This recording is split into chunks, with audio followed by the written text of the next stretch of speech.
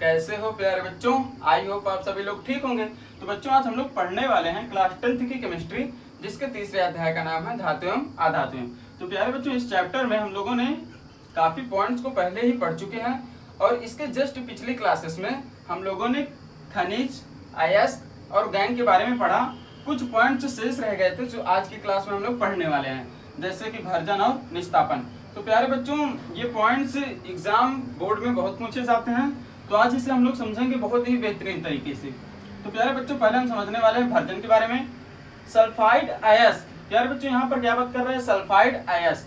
हम कोई भी अयस्क ले सकते हैं जो सल्फाइड हो, तो हम जिंक सल्फाइड भी ले सकते हैं। ठीक है प्यारे बच्चों, हमें सल्फाइड अयस्क कोई ना कोई लेना है तो हम ले लिए, ये देखो प्यारे बच्चों जिंक सल्फाइड। क्या ले लिए, जिंक सल्फाइड। ठीक है प्यारे बच्चों, सल्फाइड अयस्क वायु की उपस्थिति में, प्यारे बच्चों वायु की उपस्थिति में, तो हमारे वायु में क्या उपस्थित है प्यारे बच्चों, ऑक्सीजन। क्या उपस्थित है प्यारे बच्चों, ऑक्सीजन। ठीक है, अब प्यारे बच्चों आगे पढ़ेंगे हम लोग कि वायु की उपस्थिति में उसके गलनांक से कम उच्च ताप पर बिना पिघलाए, तो प्यारे बच्चों ताप पर हमें गर्म करना है और ये है क्या, भर्जन। क्या है ये, भर्जन। ठीक है प्यारे बच्चों, अब ध्यान से देखिएगा कि गलनांक से कम उच्च ताप पर बिना पिघलाए गर्म करने पर वह ऑक्साइड में परिवर्तित हो जाते हैं। तो प्यारे बच्चों अभी यहाँ हमने सल्फाइड लिया है, तो हमने यहाँ जिंक सल्फाइड लिया।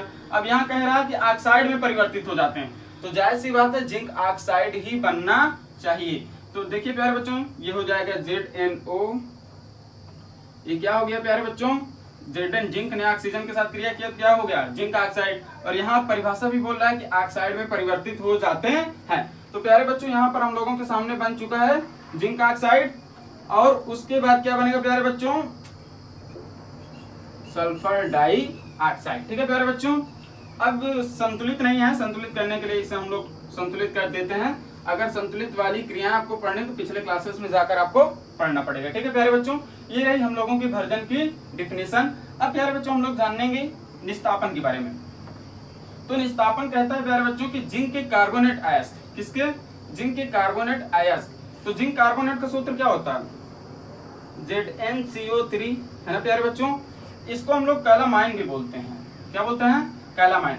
जिंक के कार्बोनेट अयस्क कैलामाइन को वायु की अनुपस्थिति में, तो प्यारे बच्चों यहाँ पर वायु की अनुपस्थिति है, मतलब वायु को हमें नहीं लेना है, तो डायरेक्ट हम लोग ये कर दिए। ठीक है प्यारे बच्चों, क्योंकि वायु की अनुपस्थिति में उच्च ताप पर गर्म करने पर, तो ठीक है प्यारे बच्चों ये हम लोगों का हो गया ताप और ये हो गया निस्तापन।